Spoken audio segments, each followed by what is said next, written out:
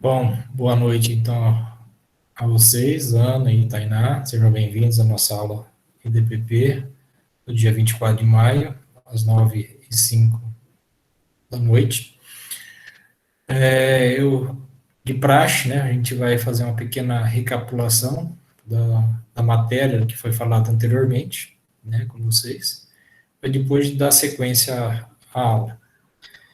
Então, na aula passada, nós mencionamos a respeito sobre fontes do direito, né? Vimos que o direito, propriamente dito, ele surgiu para tentar resolver os problemas das inúmeras formas de relações jurídicas que podem existir entre os indivíduos dentro da sociedade. Mas onde buscar justamente soluções para tentar justamente apresentar resultados para esses problemas que podem surgir entre as pessoas de modo geral? É justamente dentro das fontes do direito, né, das fontes jurídicas. Então, as fontes do direito, eles são instrumentos utilizados pela própria ciência para tentar resolver tais problemas. E essas fontes, como já foi falado anteriormente, elas podem ser de duas formas, né? As fontes primárias e as fontes secundárias. Então, na fonte primária, também conhecida como fontes diretas ou imediatas, são aquelas fontes que por si sós impõem sua condição, ou seja, elas têm força própria para impor a sua determinação aos quais elas foram criadas.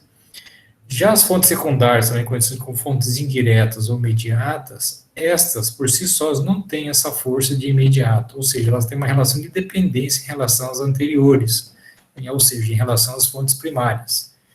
Então, elas só vão atuar a partir do momento que essas fontes primárias não apresentarem um resultado referente aos problemas que venham a surgir, que venham justamente a se apresentar nas relações entre as pessoas em modo geral.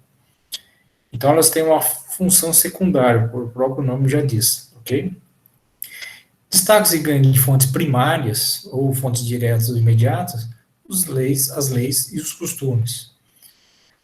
Leis, nós vamos falar um pouquinho hoje, um pouquinho mais aprofundado sobre elas, né? Só para a gente poder entender, é uma regra de conduta, né? Criada para poder impor determinadas determinações na forma de conduta entre as pessoas, de forma coercitiva, ou seja, uma vez que você não cumpre, existe uma punição frente à sua não condição, né, de obrigatoriedade a não ser cumprida. Criado justamente pelo Estado para poder justamente manter essa ordem, né, nas condutas entre as pessoas de modo geral. E, além das leis, nós temos também os costumes, né, dentro como fonte primária, como fonte direta ou imediata. Costumes nada mais são essas práticas reiteradas, né, constantes, habituais que nós possuímos no dia a dia, tá? Que foram criados de forma espontânea, né, e que têm força de lei. Porém, não existe um elemento coercitivo, né, referente ao seu não cumprimento, como a lei tem propriamente dito, mas que todos nós aceitamos de uma forma bastante coletiva, né, dentro da nossa sociedade em si. O exemplo que eu citei na aula passada foi referente à questão do cheque pré-datado, em que eu disse que existem inúmeras formas de referente aos cheques. Porém, né, dentro da legislação propriamente dita, não existe a figura do cheque pré-datado, e sim isso é uma figura de ordem costumeira, então é dentro dos costumes que nós citamos na aula passada. Já entre as fontes secundárias, indiretas ou imediatas, nós temos as tais chamadas jurisprudências. Nada mais são que o que são as jurisprudências? São as decisões proferidas pelos tribunais, em forma de sentenças ou, provavelmente, de acordos, que uma vez sendo utilizada para outros casos, reiteradamente para outros casos semelhantes, acaba se tornando, né, esse instrumento de fonte como jurisprudência. Então, a jurisprudência dá justamente um norte, né, uma forma de poder justamente ter uma condição de resolver um problema atribuído aos tribunais, no caso, os tribunais superiores, né, através dos magistrados, ou desembargadores, nesse caso, para poder justamente, né, dar uma decisão sobre determinadas situações que possam surgir, que ainda não estão amparadas, seja através da lei ou mesmo pelos costumes, nesse caso. Então, ela também é outra fonte jurídica de forma secundária para tentar resolver tais problemas que ali venham a surgir nas relações entre as pessoas. Como é o caso também da doutrina. Então, a doutrina nada mais é que um estudo, né, realizado por estudiosos e cientistas da área jurídica, em que eles apresentam nas suas ideias, suas reflexões teóricas, conceituações, quer dizer, tudo que seja voltado pela dinâmica do estudo desenvolvido por esses indivíduos de modo geral, né, que venha também o que? Facilitar o entendimento frente aos problemas que possam existir. Então, toda a obra, né, é desenvolvida por um desses estudiosos da área em si, nada mais é que a doutrina que serve também como base, não digo obrigatório, mas como base para tentar justamente apresentar uma solução para o problema que ali se encontra. Existem outras fontes? Existem, né? Principalmente os princípios gerais de direito também, que é uma outra fonte jurídica, tá? E esses princípios, né, eles servem de alicerce para a própria formação da norma, propriamente dito. Então, ele é um anteparo, né, ele vai servir de antecipar qualquer formação de norma existente, né, referente dentro do processo legislativo em si. E principalmente os princípios, né, que estão atrelados dentro da própria Constituição Federal. Nós vimos que a Constituição é a lei básica, né, de toda e qualquer norma criada dentro do nosso território. E dentro dessa formação constitucional, existem os princípios que estão atrelados a ele nesse sentido. Um desses princípios é o próprio princípio da supremacia da legislação constitucional, ou seja, da lei constitucional em relação às outras normas que são criadas dentro do nosso território. Como falei, toda qualquer lei, toda qualquer norma criada em nosso território tem que ter embasamento constitucional. Caso contrário, essa lei se torna inconstitucional, ou seja, ela vai se tornar inválida.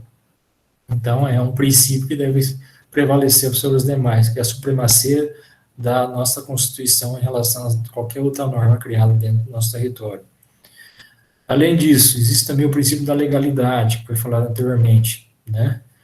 Que todo e qualquer ato, né, movido pelo indivíduo, pelo sujeito em si, tem que ter amparo legal, né?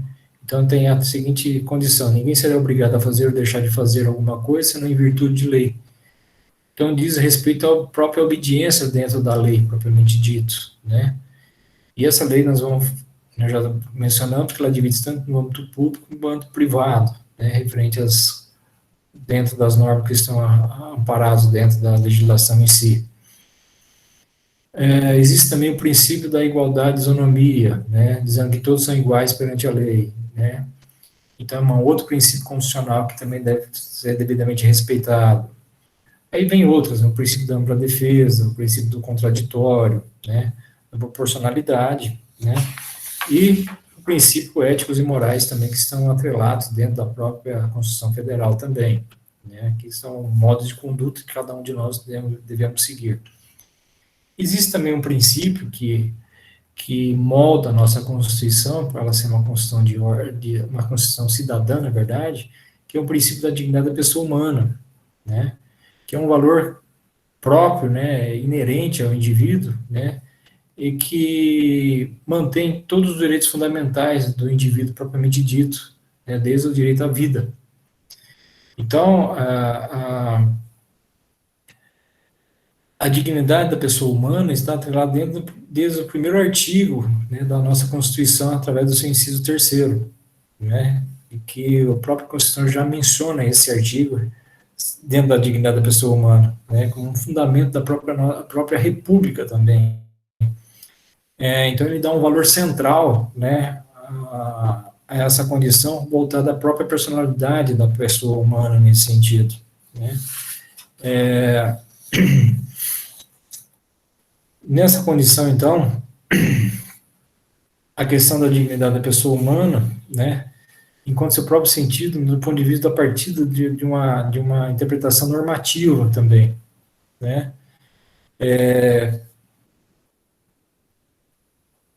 Tanto que ele tem que prevalecer esse princípio em relação a demais princípios infraconstitucionais que ele possa existir. Então, ele está no topo dessa condição também, né? Tem um valor absoluto, né? Que consiste no respeito da integridade do indivíduo, né? E deve ser sempre levado em conta constituir a essência do fim maior do Estado nesse sentido, né? No Estado democrático de direito. Então, são os princípios que regem justamente que visam antecipar a condição prevista dentro da norma para poder justamente seguir tais objetivos que ali estão previstos dentro da ordem constitucional do Estado Democrático de Direito também. Ok? Então, se não me engano, nós entramos, né, nessa conversa com vocês até os princípios. Eu gostaria de saber se existe alguma dúvida que ficou pertinente aí, né, que paira entre vocês, que vocês gostariam de discutir, ou posso seguir referente à nossa matéria que vocês me falam agora. Por mim, pode seguir. Vai começar a dignidade da pessoa humana, né? Hoje vamos falar um pouquinho sobre da norma propriamente dita com vocês. Mas é o 11? A parte 11 agora? Ou vai pular? É que eu tô acompanhando pela apostila. Aham. Não, na verdade, na questão da dignidade da pessoa humana, na verdade, a gente só queria mencionar ela a respeito para vocês, que ela é um princípio, né, que está dentro da própria Constituição Federal, e é uma das que dá valor justamente à formação dessa norma que eu quero citar com vocês hoje. Tá? E como a nossa Constituição, ela é uma Constituição conhecida como Constituição Cidadã, o princípio da dignidade da pessoa humana, ela serve como exemplo justamente dessa formação dessa Constituição também. Tá? Então, ela está atrelada ao indivíduo. O que podemos dizer mais a respeito dela? Tá? Todas as condições básicas, né, para a sobrevivência do indivíduo está atrelado dentro desse princípio, propriamente dito. Né? Então, desde a dignidade da pessoa poder sobreviver, né, o direito à vida, por exemplo, né, faz parte da conceituação desse princípio também. Né? Aí vem as outras que são atreladas, né, a questão de uma condição mínima de sobrevivência, como um salário, né, digno para poder sobreviver, a questão do trabalho propriamente dito, na questão da moradia, de saúde, né, tudo isso, né, é uma das condições previstas dentro da nossa Constituição. Tanto que o nosso país é um dos poucos países que atrelam a questão da saúde pública gratuita à sociedade como um todo, né. Se você analisar isso, nos Estados Unidos, isso já não é tão pertinente nesse sentido, né, é tão valorizado nesse sentido. Né, as pessoas têm que buscar condições de ordem financeira, principalmente, para poder justamente ter uma condição de saúde um pouco melhor. A questão, a alcance da educação, né? Nosso país também, seja bem-vindo, Lisle, à aula. Obrigada, professor. Eu já fiz uma pequena revisão, tá? Só para você se situar. Ok, é que eu tava saindo de serviço e até chegar em casa, tem que perder um pouco da aula. Tá ok. Né? Depois você pega a gravação, depois que eu vou postar depois, ok? Ok. Então, é o que eu estava falando, na questão da educação também, né? São um dos poucos países também que fornecem uma educação também gratuita também, seja de qualidade, né? Maicon, seja bem-vindo também à aula.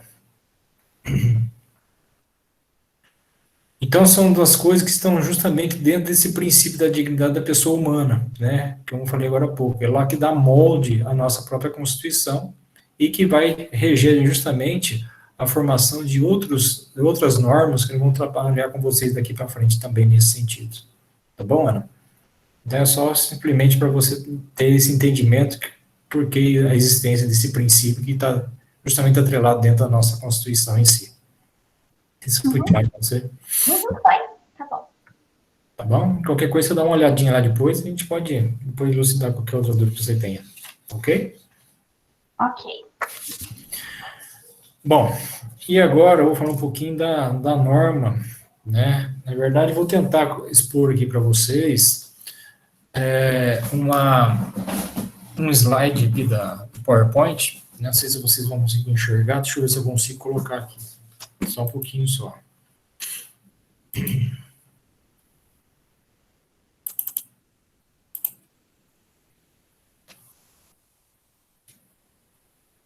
conseguiu partilhar ou não?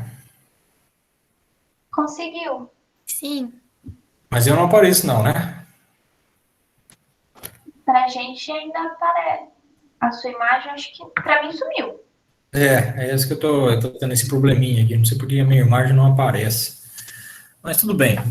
Desde que aparece o slide já tá de bom tamanho. Mas vocês estão me ouvindo, né? Tudo tranquilo, né? Sim, dá pra ouvir bem. Então tá bom. Bom, vamos falar um pouquinho agora da lei propriamente dito, tá? Como eu falei para vocês, eu fiz só aquela pincelada no início lá, né, dentro das fontes, e agora vamos falar um pouquinho mais especificamente sobre leis, tá? Só para a gente ilustrar, a partir do momento que eu terminar esse tempo sobre leis com vocês, a gente vai marcar uma primeira avaliaçãozinha com vocês, tá? Mas eu não acredito que não é hoje que a gente vai marcar essa avaliação ainda não. Acho que semana que vem a gente começa a marcar já para vocês. Então, existe a questão do conceito de norma jurídica, né? Que é uma determinação que fixa a pauta de comportamento interindividual das pessoas, no modo geral. Que vai regulamentar o quê? Os padrões de conduta social, né? Imposta por quem? Pelo próprio Estado. Então, o Estado tem uma forma de poder regulamentar todas as ações de conduta, né, das pessoas, do modo geral.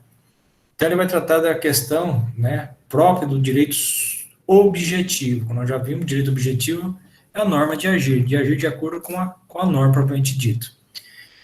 E dentro da norma, né, existe o fator da lei propriamente dito. E dentro da lei existem várias conceituações que abrangem o que é uma lei, né, dentro dessa formação conceitual referente a ela, tá? Então, ela é fruto da ação da sociedade, tá? Que para controlar justamente aqui, os comportamentos das ações dos indivíduos de acordo com os princípios que eu já acabei de citar para vocês da própria sociedade em si, tá? Então, dentro da conceituação de leis, eu queria mencionar aqui para vocês, existe uma conceituação das inúmeras existentes, dada por um indivíduo chamado Clóvis Bevilacqua, tá? Só para ilustrar um pouquinho quem é Clóvis Bevilacqua, ele foi um dos autores, né, que criou o nosso Código Civil. Mas não é o nosso Código Civil atual, tá? Eu quero deixar bem claro. O nosso Código Civil atual, um dos autores que se deu foi através do Miguel Reale. Esse Clóvis Bevilacqua, ele criou o Código Civil anterior, que é de 1916, o atual é de 2002, tá? Mas o Clóvis Bevilacqua criou de 1916. Mas, professor, você vai adotar uma conceituação dada por um sujeito do século passado? Vou. Por que eu acho? Por que eu vou mencionar desse indivíduo? Bom, primeiro que essa conceituação dele é bastante clara e apresenta algumas características que devem conter toda e qualquer lei propriamente dito, tá? Então, a conceituação do Clóvis diz o seguinte, lei é uma regra geral, então uma ordem geral, né, obrigatória, que emanada de autoridade competente é reconhecida coativamente a obediência de todos, tá? Então, é uma ordem geral, obrigatória, que emanada de autoridade competente, reconhecida, né, é imposta coativamente a obediência de todos, a obediência geral. Então, dentro dessa conceituação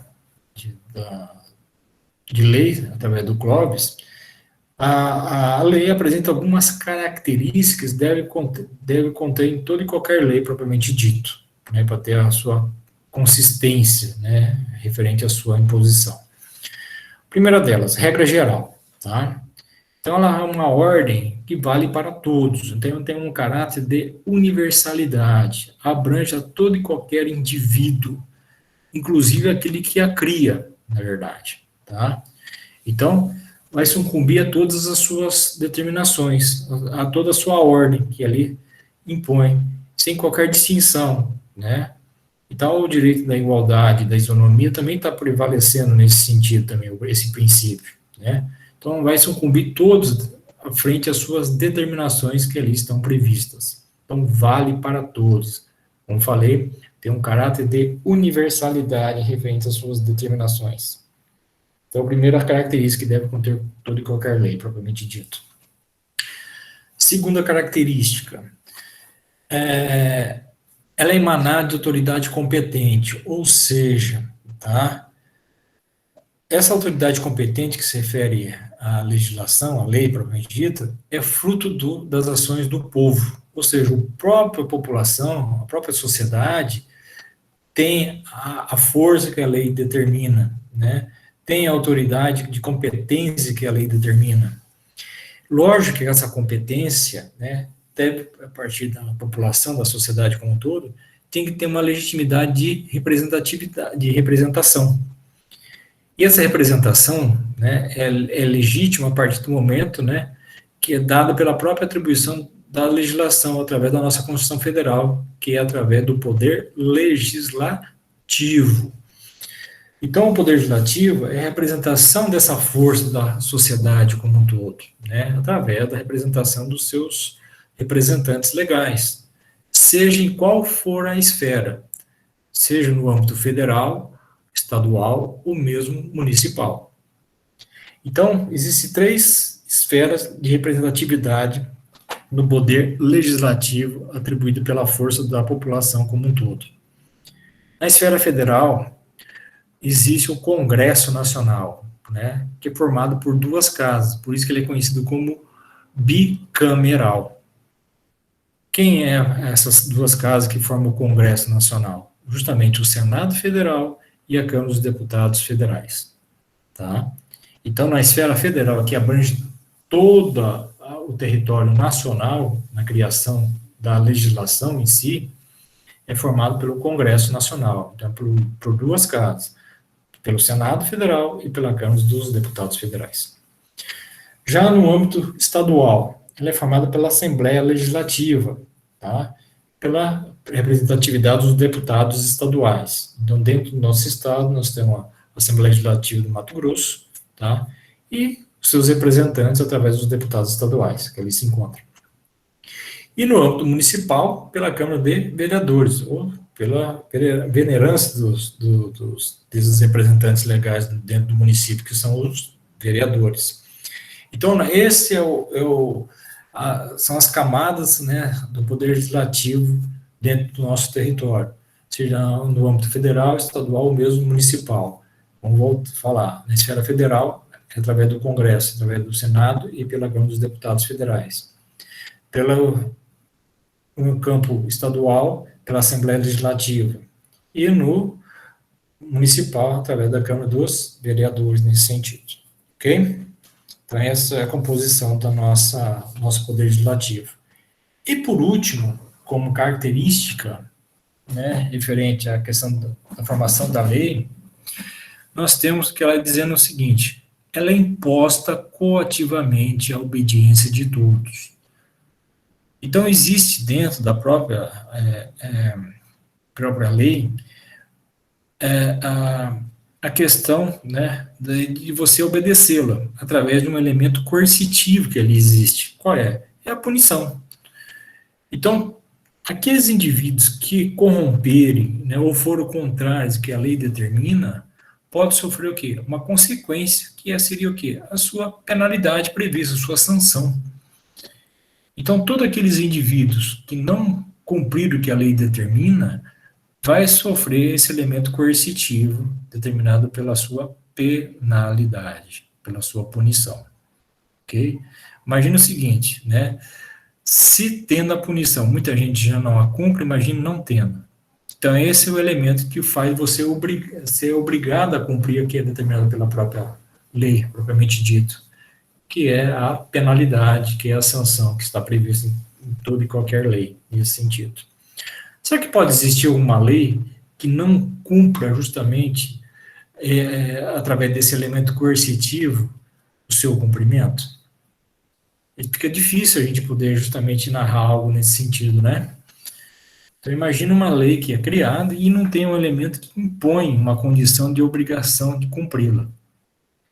E isso pode existir realmente, né, aqui no nosso território. Por exemplo, a lei do planejamento familiar, que em muitos outros países, por exemplo, vamos supor, na China, ela é muito determinante, né, na questão do controle da sua natalidade. Nós sabemos que a China é um país que tem uma alto índice de população, né, tem mais de não sei quantos bilhões lá de indivíduos lá dentro do seu território, E para você manter justamente um controle, né, sobre esses indivíduos, a questão de manutenção da sua sobrevivência, né, da alimentação, moradia, etc., etc., eles têm que ter um controle de natalidade muito rígido referente a essa questão, né? O planejamento familiar deles lá existe um elemento coercitivo, né? Quando o indivíduo tem mais de um filho, por exemplo, ele pode sofrer uma sanção que está prevista dentro dessa situação, né? Seja através de tributação, seja através de, sei lá, de outras formas, né? Que conduz justamente à inibição, né, de ter mais de um filho, para poder justamente, quando a pessoa ainda mais não tem condições de sustentá-lo. E aqui no nosso país, justamente ao contrário, como nós não temos nada que coíbe esse tipo de ato, né, pessoas com a mínima condições de ter, né, seja um filho, e esses que realmente tenham mais de um, né, e aí como é que fica justamente essa questão do controle de natalidade? É praticamente inexistente. E aí traz inúmeros, né, malefícios diante dessas condições, justamente para a questão da educação, da alimentação, moradia, justamente é aquelas situações previstas dentro da ordem dos princípios da dignidade da pessoa humana, que acabei de mencionar, ficam justamente, né, aquém, né, do devido, né, aquém da necessidade de cada um de nós, ou melhor, dessas pessoas que não têm condições de ter pelo menos mais de um filho, né, porque as condições financeiras, né, ou de outras formas também, não facilitam justamente a propensão de ter mais de um filho nesse sentido, por falta justamente de algum critério de controle dado pelo Estado, tá? Mas, em outros países, né, populacionais, justamente é isso que menciona esse tipo de controle de natalidade dentro do planejamento familiar, né, e de coibir qualquer ato além de ter mais de um filho nesse sentido, tá? É só um exemplo que eu estou colocando aqui dos critérios, né, de falta de penalidade mesmo, né, previsto dentro da norma nesse sentido. Como não há nessa questão do planejamento familiar aqui no nosso território, existem as mazelas que podem ocorrer frente às ações desses indivíduos que não tenham, né, um pouco de noção, né, dos problemas que pode ocasionar nesse sentido, ok? Então, só para poder ilustrar nessa condição. Bom, passando a essa condição dessas características, vamos falar um pouquinho da questão da vigência da lei, quando uma lei se torna obrigatória frente ao seu cumprimento, então, tá? Bom, como eu falei para vocês, a lei tem que passar por alguns critérios, né, desenvolvidos pelo próprio legislativo para poder entrar em vigência, tá? Então, vamos pensar numa norma, numa lei que foi criada no âmbito federal, vamos pensar assim, tá? Que abrange todo o nosso território, de modo geral. Então, ela tem que ser criada pelo Poder Legislativo, né, formado pelo Congresso Nacional, que eu citei agora há pouco, ok? Então, vamos supor que um deputado desses entra com um projeto de lei, lá dentro da Câmara dos Deputados Federais, e tem que passar por várias discussões que são pertinentes para a criação dessa lei, propriamente dito, né, para ser efetiva. Então, passa por discussões, né, aprovações, né, vetos, né, concordando, não concordando, as votações que são pertinentes, mas, de repente, essa lei ela é aprovada dentro da Câmara dos Deputados, lá, dentro do Congresso, né, dentro da Câmara dos Deputados Federais. Passando lá, a ideia é passar também pelo crivo do Senado Federal, e também vai passar pelos mesmos critérios, né, de votação, discussões, né, aparar alguns vícios que podem ocorrer, né, e assim por diante. Bom, vamos supor que ela também é aprovada nessa casa também. Então, ela foi aprovada pelo Congresso como um todo. Então, passando pelo crivo do Poder Legislativo, tá, essa lei deve ser, esse projeto de lei, na verdade, ela tem que ser levada ao chefe do Executivo, tá? O chefe do Executivo, que no caso é o Presidente da República, que poderia ser também o governador de estado ou mesmo o prefeito municipal, ele tem duas condições de manifestar a respeito desse projeto de lei. Qual seria? Sancioná-lo, ou seja, aprová-lo, ou vetá-lo, ou seja, reprová-lo. Tá? Então, ela pode ser sancionada, ela pode ser vetada. Mas vamos supor que ela foi aprovada, ou seja, ela foi sancionada, tá? Então, a sanção, né, a sancionamento dela, no caso, é um ato de competência exclusiva do chefe do Poder Executivo, né? Que seja na consistência de aprovar, né, aquilo que foi elaborado lá pelo Poder Legislativo, no modo geral, tá? Bom, uma vez que ela foi aprovada, né, o documento de caráter legislativo, tá, ela tem que passar por uma outra condição que chama-se promulgação, ou seja, ela tem que ser promulgada também, tá? Que, na verdade, a promulgação nada mais é que um preparo para ela ser publicada, onde vai ser analisada, né, se essa lei está de acordo com a própria Constituição também, né, se ela é constitucional, se ela pode se tornar válida, né, ordenar a questão do seu cumprimento por todos e assim por diante. Quer dizer, para qualquer alguma outra aresta que possa surgir, para ela estar apta para ser o quê? Para ser publicada. E a partir dessa publicação, então, tá, que ela vai dar o quê? Conhecimento para todos, né, sobre a existência dessa nova lei. Então, existe até um ditado legislativo, né, através de uma norma, que ninguém pode deixar de conhecer a lei uma vez que ela é publicada. Ah, mas eu não tenho acesso, por exemplo, ao diário oficial, porque geralmente as leis são publicadas nos diários oficiais. Pouco importa, tá? Uma vez que ela foi publicada, ela se tornou conhecida, né? Ela se tornou conhecida para todos, ela se tornou pública. Então, ela preencheu os requisitos de validade referente à sua determinação em si, exigida em lei, tá?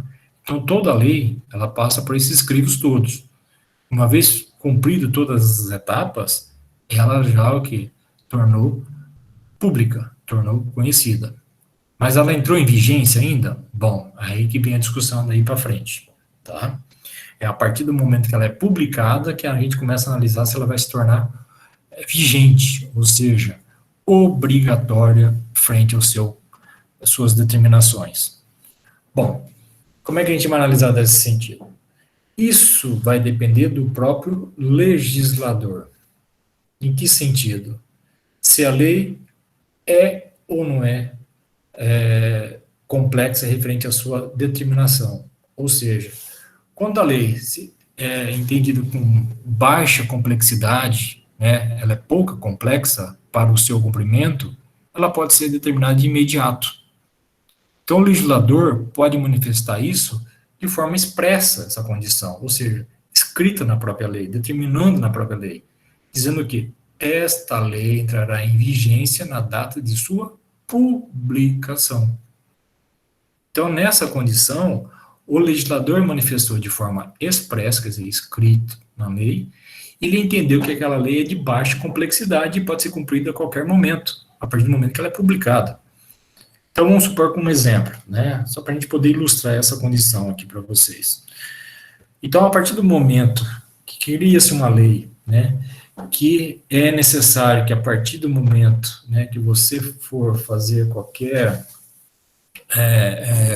andar de automóvel, é necessário que você utilize o cinto de segurança.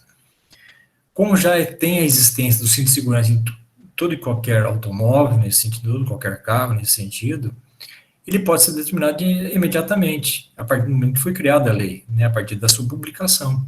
Então, a partir da sua publicação, é obrigatório o uso, né, do cinto de segurança em qualquer automóvel, né, qualquer indivíduo que for utilizar o automóvel nesse sentido. Por quê? Porque é de baixa complexidade, não tem de fazer nenhuma condição extra, né, para poder justamente utilizar essa forma obrigatória determinada por lei. Então, ela pode ser utilizada a partir do momento que ela é publicada. Diferente, por exemplo, que foi criada na questão da lei da cadeira para bebês, por exemplo, cadeirinha para bebês. Por quê?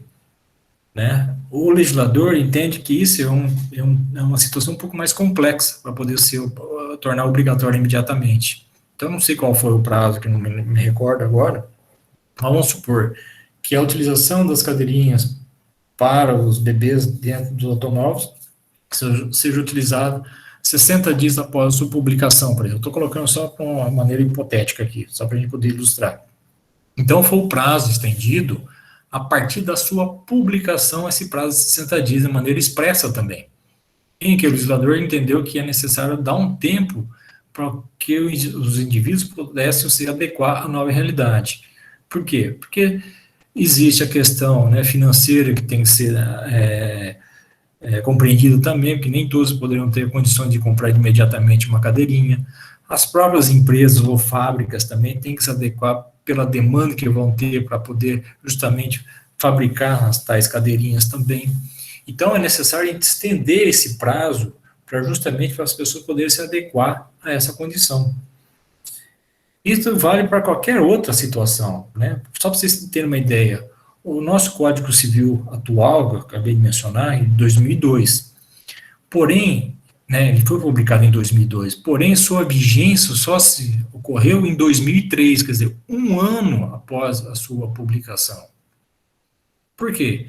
Porque os teores da sua legislação interna são tão complexas que foi necessário, então, estender justamente esse prazo por um prazo de um ano, para que as pessoas pudessem se adequar à nova realidade da legislação que está sendo determinante naquele momento. Então, foi criada a lei em 2002, porém entrou em vigência somente em 2003. Esse período da publicação da lei e sua entrada em vigência tem um nome, como está colocado no exposto para vocês, com o nome em latim, vacatio, escreve vacatio, mas a pronúncia é vacatio, tá? Vacatio legis ou vacância da lei, que é uma expressão latina, que está dizendo lá, ou seja, a lei vaga. Até então ficou vago esse período, porém, que está ainda em menção, tá?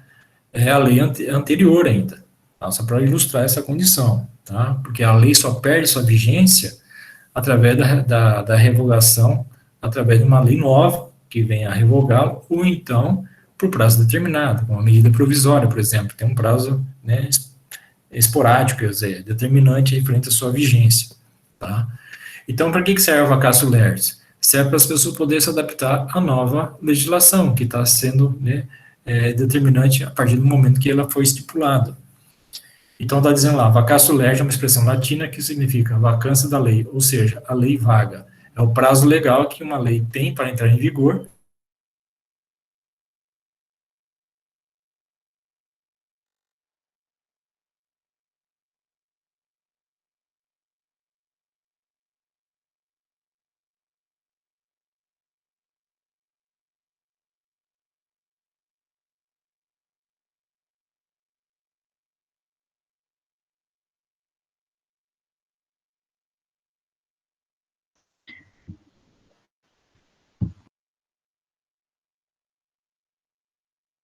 Validade, não de obrigatoriedade. Fique bem claro isso, tá? A partir do momento que ela tornou pública, aí é a partir desse momento que o legislador vai determinar se ela pode entrar logo de imediato ou ser estendido esse prazo para entrar na fase de obrigação referente ao seu cumprimento. Isso depende do quê? Do grau de complexidade da lei. Se uma lei é de baixa complexidade, o legislador pode determinar isso de forma expressa, que ela entrará em vigência na data de sua publicação. Ou pode estender 30, 60, 90, um ano após a sua publicação, para ela poder entrar em vigência. Isso quando a lei se torna mais complexa para o seu cumprimento. Ok? Só que também existe não só a manifestação expressa, mas também existe a manifestação tácita da lei também. O que significa isso? Bom, a questão, quando o legislador, ao criar a lei, ela é publicada, ele não menciona nenhuma data. Ou seja, né, a lei, será que é válida? Sim, a lei é válida. Mas qual é a data para ela se tornar obrigatória para o seu cumprimento? Bom, nesse caso, não foi expresso, não foi manifestado por escrito lá na própria legislação, mas houve uma manifestação também, de forma tácita, ou seja, fica subentendido na própria lei, que uma vez que o legislador não mencionou isso por forma escrita, que ela entrará em vigência de forma tácita 45 dias após sua publicação. Ok? Então, toda vez que vocês viram uma lei que foi criada, mas o legislador não mencionou uma data por escrito, ou seja, não houve a manifestação de forma expressa, mas há a manifestação de forma tácita. E essa manifestação determina que ele estará em vigor, ou seja, em vigência para o seu cumprimento, 45 dias após sua publicação. Então, essa é uma das condições previstas para determinar que uma lei se torna válida para a sua obrigação ou não, seja através dessa manifestação de forma expressa, onde o legislador vai determinar que ela entrará em vigência, seja na data que ele precisar, né, levando em consideração sempre o grau de complexidade da lei. Pode ser na data da publicação? Pode. Mas pode ser estendido também? Pode. Tá? Então, pode ser 30, 60, 90, um ano após a publicação, sem problema nenhum. Isso é a manifestação de forma expressa. Já a manifestação de forma tácita, quando o legislador, ao não escrever, já fica o quê? Subentendido a que essa lei entrará em vigência 45 dias após sua publicação. Devemos entender também que o período compreendido da publicação da lei e sua entrada em vigência tem um nome, conhecido como vacatio legis ou vacância da lei. O que isso significa? Significa para que todos possam o quê? Se adaptar à nova legislação que está sendo imposta nesse momento, tá? Para todos poderem se adequar à nova legislação. Ok, gente? Alguma dúvida aí? Não, professor. Ficou claro essa minha observação nesse tema? Sim. Se ninguém tem nada contra, tá tudo tranquilo então? Sim. Beleza. Sim. Deixa eu só passar com um outro item então aqui, logo na sequência, tá? Chama-se irretroatividade da lei. Ok? Bom, o próprio nome está dizendo, né, como regra, a lei ela não retroage, ou seja, ela não julga fato passado, né, ela só julga situações presentes e futuras a partir do momento que ela surge, né, que ela dá a sua origem nesse sentido. Então, ela não vai julgar fatos do passado, né. Então, a lei, a partir do momento que você cria, ela julga situações presentes e futuras, dali para frente, na verdade, a partir do momento que ela surgiu, tá? Se ela for, isso é a regra, tá? Fica bem claro, isso é a regra, mas em toda regra pode haver alguma exceção, tá? Qual seria essa exceção? Bom, quando surge uma lei mais benéfica em relação à anterior. Mas como assim, professor? Então, imagina o seguinte, eu cometo algum crime hoje aqui, né? Por uma regra de licitude, né, que pelo ato que eu cometi, eu fico recluso por 20 anos, né, como penalidade, né, como consequência pelo meu ato em si, pela lei atual. Mas, durante esse intervalo, né, durante esse período, surge uma nova lei, e eu ainda não fui sentenciado pelo meu ato irregular ainda, né? Quer dizer, eu deveria ser condenado por 20 anos, mas surge uma nova lei, nesse período ainda, né, que está ainda em controvérsia a minha condição, e lá diminui pela metade, por 10 anos, vamos dizer assim. Bom, como ainda não fui condenado ainda, né, eu posso solicitar que eu seja condenado pela lei nova, porque ela é mais benéfica para mim. Então, nesse caso, a lei vai poder o quê? Retroagir, né? Então, eu posso solicitar através de um benefício que a lei nova pode me trazer, para eu ser julgado por uma situação que eu cometi no passado pela lei antiga em si. Por quê? Porque nesse caso a lei é mais benéfica, né? Ela vai trazer um benefício para mim. Em vez de cumprir 20, eu vou cumprir 10. Então, nesse caso, a lei retroage. Mas isso é uma exceção, tá? E mesmo assim, para ter essa exceção, não pode acontecer o quê? Os 3 princípios que estão mencionados nessa nossa telinha aí. O ato jurídico perfeito, sentença trânsito em julgado ou coisa julgada, e o direito adquirido, tá? Então, se ocorrer qualquer uma dessas 3 condições, a lei não retroage, ela segue a regra. Ela se torna irretroativa. Ok? Agora, o que é um ato jurídico perfeito? O que é uma sentença trânsito em julgado? E o que é o direito adquirido? Bom, primeira delas, então, o princípio do ato jurídico perfeito, então. Tá? Eu vou tentar explicar isso exemplificando, né, uma condição que eu mesmo vivenciei na minha vida profissional, tá? Só para poder ilustrar essa situação, para tentar facilitar o entendimento para vocês aí. Alguns anos atrás, eu realizei uma audiência chamada instrução e julgamento. Tá? Existem vários fases de uma audiência, né, aliás, de um processo, até chegar nessa fase de instrução e julgamento. Né? Existe a audiência preliminar, que é a audiência conciliatória, caso haja acordo, já termina por ali mesmo. Mas quando não há, você tem que dar andamento ao procedimento. Tá? O procedimento seguinte, né, é a audiência de instrução e julgamento, onde vão ver as partes, né, as testemunhas, se houver, e análise das provas que podem existir dentro do processo em si. Tá?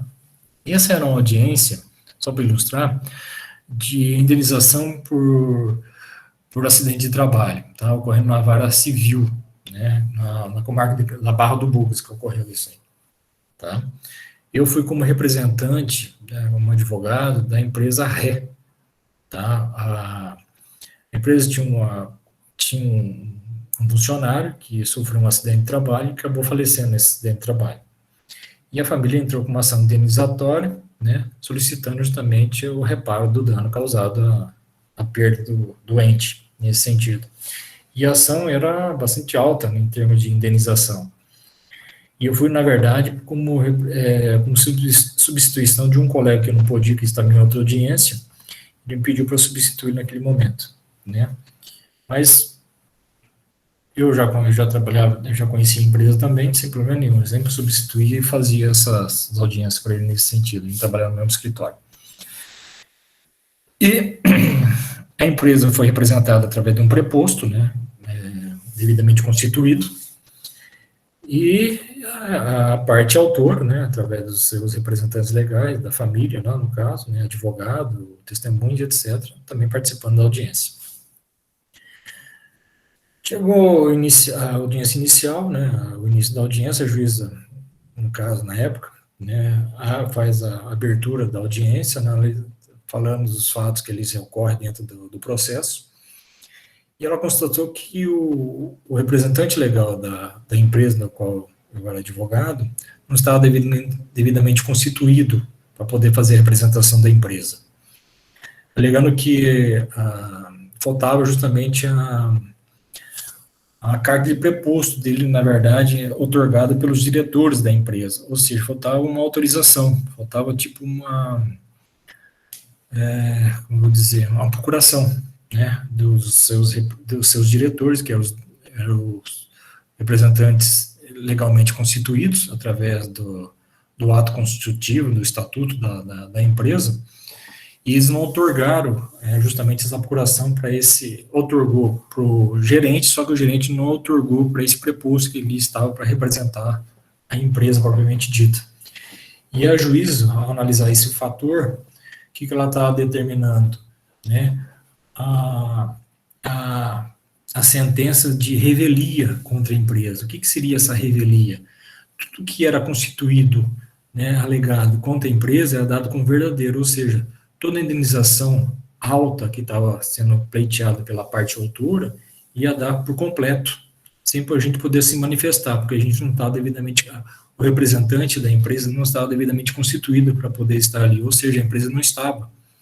E nisso, ao empresa não estar, a pena prevista seria o quê? A pena de revelia, ou seja, a empresa estava fora da audiência nesse momento. Bom, e como é que a gente faz para resolver essa situação? Você imagina, né? A parte contrária estava rindo de orelha a orelha, né? E mesmo que a gente solicitasse uma proposta de acordo, eles não iam aceitar, porque sabia que a ganha de causa está previsto já, né? Pela própria manifestação da juíza nesse momento.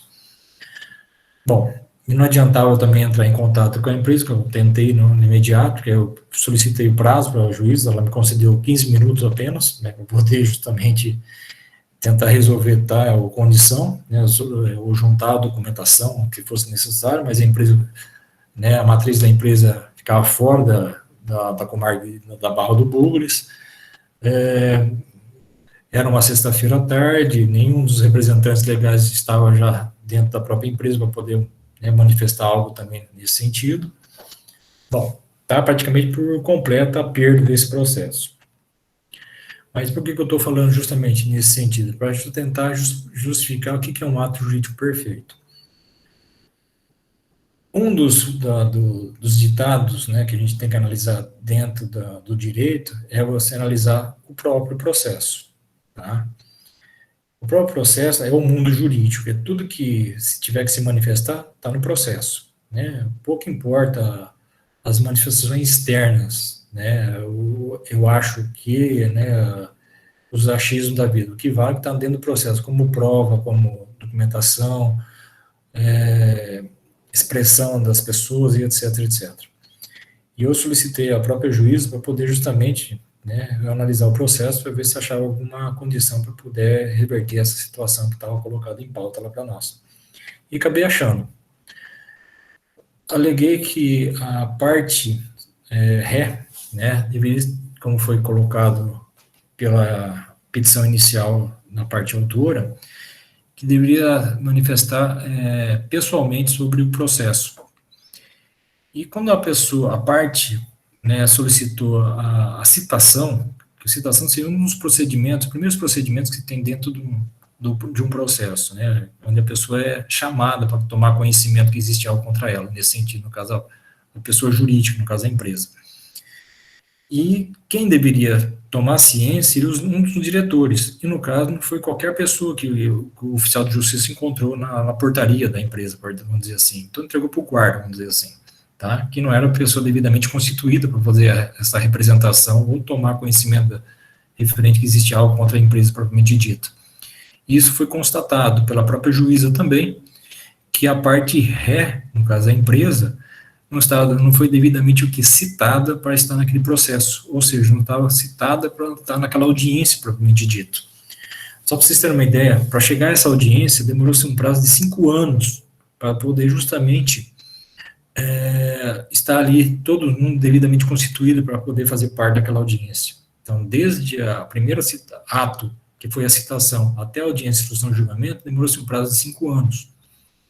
E como eu aleguei, a empresa não foi devidamente citada naquele momento, o que a juíza fez? Retornou desde o estado anterior, e iria ser o quê? A citação. Quer dizer, o ato, nesse caso, tornou o quê? Retroativo, retroagiu tudo, desde o primeiro ato processual, que é a citação. Então, a parte contrária, que estava rindo de orelha a orelha, que eu citei agora há pouco, começou a desesperar, porque ia voltar tudo que era anteriormente. Quer dizer, tinha que passar de novo por uma citação, depois passar para uma audiência de conciliação, para depois chegar naquele momento da audiência de instrução e julgamento. Quer dizer, perdeu-se todo esse tempo à toa. Quer dizer, nesse caso, houve uma condição que o ato jurídico não foi perfeito. Se não foi perfeito, retroage todo o procedimento quando é manifestado nesse sentido. Foi o caso. Como eu solicitei para a própria juíza naquele momento, ela acabou acatando. Por quê? Porque o ato que ela percebeu também não foi dentro do procedimento, dentro da perfeição que a lei exige nesse momento. Tá? Então, nesse caso, retroagiu todo o procedimento e voltou-se a estaca zero, quer dizer, desde o início de novo desse processo. Lógico, com o passar do tempo, a gente acabou fazendo um acordo para tentar também facilitar a vida na parte contrária também. Mas, aquela foi uma situação, né, que a lei não foi devidamente o quê? Consumado dentro da legalidade que era exigido dentro da legalidade que é exigido dentro dos atos formais em si. Então, nesse caso, retroagiu, voltou tudo que foi anteriormente dado como inicial nesse sentido também. Então, quando você tem um ato, né, que se efetuou dentro dos requisitos formais, né, para dar justamente a consumação ou a plenitude dos seus efeitos, tornando então por completo ou aperfeiçoado dentro da que a lei exige nesse sentido, você não consegue mais o quê? Voltar atrás, você não consegue retroagir. Como houve uma falha processual de conduta, nosso procedimento legal nesse sentido, nessa audiência, dentro desse processo em si, eu consegui reverter para o estado anterior, que deu justamente a condição para poder retroagir nesse sentido. Mas quando é dentro da perfeição do ato em si, você não tem como voltar atrás. Vocês entenderam? Então, nessa é a condição do ato jurídico perfeito, quer dizer, um ato já consumado pelo efeito anterior, quer dizer, já foi determinado, já foi efetuou dentro da sua plenitude todos os efeitos legais que são pertinentes a ele. Então, você não volta mais atrás nesse sentido. Tá? Então, é um dos princípios que tem que ser analisado nesse sentido. Quando eu falo sentença, transe e julgado, é uma sentença que transitou e julgou, ou seja, não caiba mais recurso. É um processo findo, é um processo que terminou. Até onde você pode recorrer? Quando a lei permite, você pode recorrer até a quarta instância, que é o Supremo Tribunal Federal. Né? Então, você chegar até o Supremo Tribunal Federal, você tem que preencher alguns requisitos que a lei determina. Mas vamos supor que você consiga, uma vez decidido lá pelos ministros do Supremo Tribunal Federal, não tem mais onde recorrer, acabou. É um processo findo, que nós chamamos. Né? Esse processo pode terminar também na própria primeira instância, de repente, uma vez que você não cumpriu o prazo, ou como já foi colocado também, não cumpriu dentro das etapas legais que a lei prevê, ele pode morrer aqui mesmo também, ou foi homologado a sentença do juiz, sem qualquer manifestação de recurso, algo do gênero, também é um processo que transitou e julgou, ou seja, não caiba mais recurso. E o direito adquirido é um outro terceiro princípio, né, que uma vez acontecendo também não tem como voltar atrás. Direito adquirido seria o quê? Um direito líquido e certo, sem qualquer controvérsia, sem qualquer manifestação referente àquela condição que você obteve. Por exemplo, vocês entraram na Unemat, né, vocês tiveram que preencher alguns requisitos, seja através do Enem ou através do vestibular. Uma vez que vocês preencheram o requisito legal que a lei exige para vocês, né, adentrar dentro do ensino superior, através dentro da Unemat, da instituição da Unemat, vocês adquiriram essa condição, né, vocês adquiriram tal direito. E ninguém retira isso de vocês, a não ser que vocês aprontem algum distúrbio, alguma coisa dentro da norma prevista, né, aí é necessário abrir um processo administrativo, uma sindicância, algo do gênero. Mas caso contrário, uma vez que vocês obtiveram tal direito, preenchendo os requisitos legais para ter tal direito, ninguém retira isso de vocês depois. Isso é um direito adquirido, um direito que vocês foi determinante, né, que vocês preencheram os requisitos legais para obter tal exercício, né, da condição pré-estabelecida, né, na condição da lei, propriamente dito. Então, são alguns requisitos, né, de princípios que justamente ratificam a questão da irretroatividade da lei, ou seja, a lei só vai julgar fatos presentes e futuros, não fatos passados, porque isso seria apenas uma exceção. Como regra, a lei não retroage, ainda mais seguindo esses três princípios que ali estão determinantes nesse sentido. Então, essas são algumas considerações que eu faço referente à questão da lei até então. E aí, pessoal, alguma dúvida que ficou?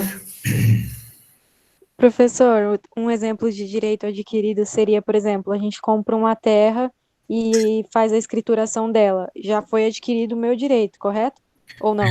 Então, aí só que você tem um detalhe, né? Não basta você ter a condição de ter a escritura, propriamente dita, você vai ter o direito de propriedade, mas não tem o direito de posse. Nesse sentido, você tem que também ocupar a terra, tá? Aí você vai ter a legitimidade por completo, seja de direito de posse e de propriedade também. Entendi. Entendeu? Obrigado. Aí não tem como voltar atrás depois, aí é por definitivo já essa questão do direito de propriedade e direito de posse que está dizendo a legislação nesse sentido, mas você tem que ocupar a terra também. Alguém mais?